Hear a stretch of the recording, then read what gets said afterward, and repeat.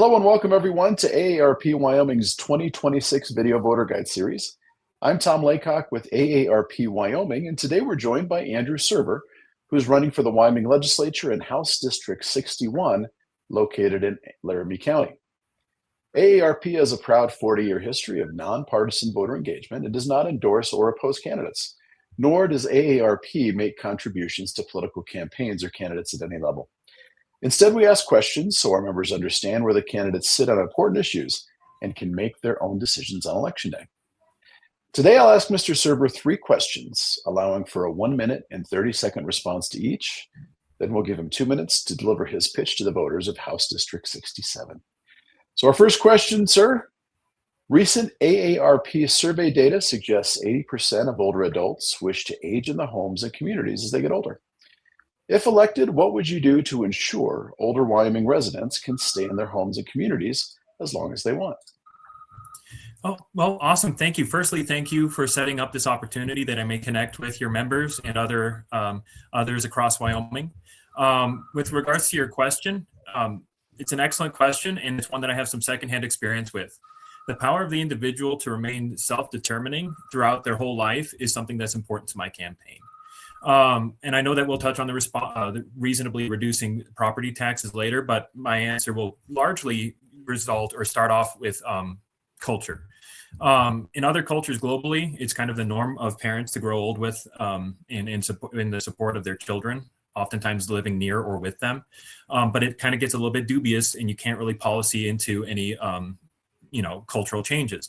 Willing family members and close friends can support the aging population in their hopes to stay independent. I have firsthand experience with this with regards to my grandmother.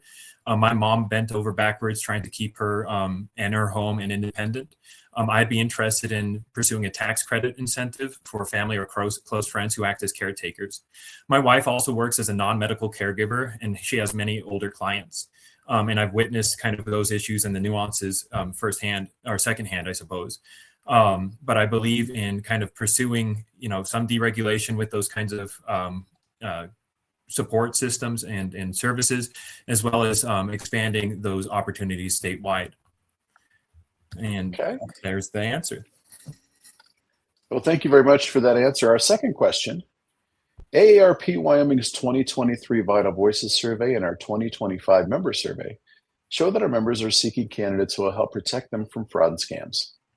In recent years, we've seen scammers evolve to using crypto ATMs and deed fraud to separate Wyomingites from their cash. How would you work to protect older adults from fraud and scams? Awesome. Another excellent question, because it's getting really pervasive, especially with AI now. It's a good start to say that increased education among the targeted population, particularly, would be one way to kind of solve this or mitigate this. But I also want to see increased education among those close to those targeted population members, including family and close friends, since they also might not be aware of the reality of a lot of those scams that are going around. I know personally too, if I were to talk to some of my older family friends and relatives, they would listen to me more than they might listen to a local awareness initiative. So I think it would be beneficial for a lot of those family members and close friends to be aware that that even happens as well. I also if I should be elected, I would also want to talk with my peers in the Joint Judiciary Committee regarding how to pursue punishments for those committing those crimes, since those are sometimes out of state and sometimes out of country. I would also strive to seek stakeholder and expert input on how to best go. We know Wyoming residents are concerned about rising property taxes. While property taxes can be burdensome for some, they also fund critical state and local services. These services include local transportation, home-delivered meals, and home health services that keep older adults aging in place.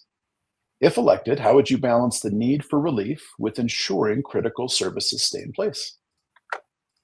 Awesome. And so while I know that they, in tandem with the Wyoming Permanent Mineral Trust Fund, support infrastructure and other important services, I tend to scrutinize property taxes, especially for older residents on fixed incomes who might not be able to shoulder what they could feel like might be an arbitrary swing in property value hikes.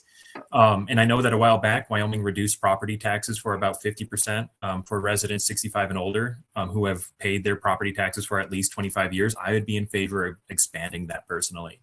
To make up for any reduced revenue, I would support looking into a variety of different means, including refusing or removing any property tax reduction incentives for big companies such as those trying to move in with the incoming data centers, auditing any kind of redundant or irrelevant spending, as well as working with local businesses and those larger businesses into, working in tandem for programs and other sorts sort of incentives and initiatives, kind of as a together with the government instead of just the government working solo.